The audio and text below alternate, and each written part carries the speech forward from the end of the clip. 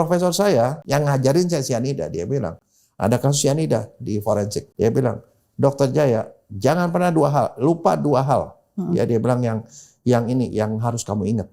Satu, bau cyanida itu khas. Jadi kamu kalau udah nyium itu pasti bau. Karena itu nggak ada bau yang seperti itu. Satu.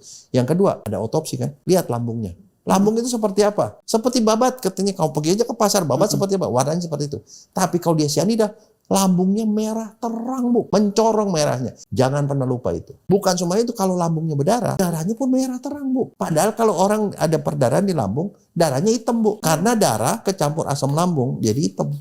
Tapi asam lambung itu tidak bisa membuat dia jadi hitam karena oksigen itu cyanida. Di profesornya ini khas. Jangan pernah lupa itu. Jadi nah itu yang masuk di kepala saya. Jadi ketika dokter melihat nih jenazah nih ya, belum diotopsi nih misalnya. Dari situ aja sebenarnya sebelum diotopsi dokter sudah bisa menduga ini ada kandungan cyanidanya atau enggak? Iya, karena dari awal saya lihat mukanya gimana. Kan orang kalau meninggal tuh di belakang tuh biru kan, karena darah nggak jalan dia ke belakang semua, jadi belakang tuh biru. Kalau orang cyanida itu merah terang, Bu. Masuk kalau mukanya itu dia berubah jadi merah terang, jadi seger gitu loh, Bu. Tuh. Yang kedua, kalau saya mau lihat jenazah itu, saya selalu tekan dadanya sini, perutnya.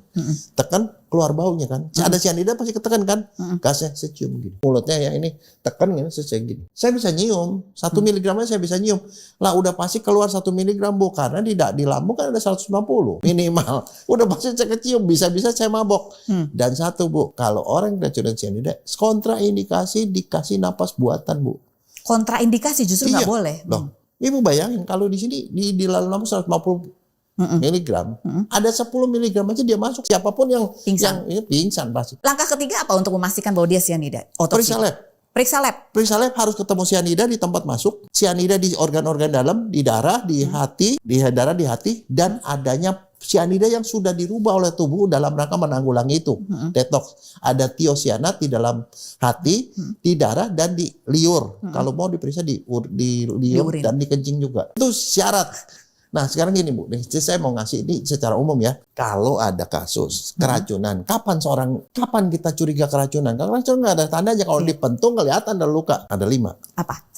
Satu, ada orang mati mendadak atau sakit mendadak dari sehat. Kedua, kalau korbannya massal itu kita lebih curiga. Tapi ini nggak merupakan satu kemutlakan ya kan. Yang ketiga, ada kontak dengan bahan racun. Yang keempat, ada gejala yang sesuai dengan racun tadi. Nah, yang terakhir ini, Bu, yang paling menjadi kunci itu keracunan, ketemu racun atau metabolitnya di dalam tubuh. Kalau nggak ada racun, kagak bisa kita bilang itu keracunan. Ini yang paling mutlak, Bu.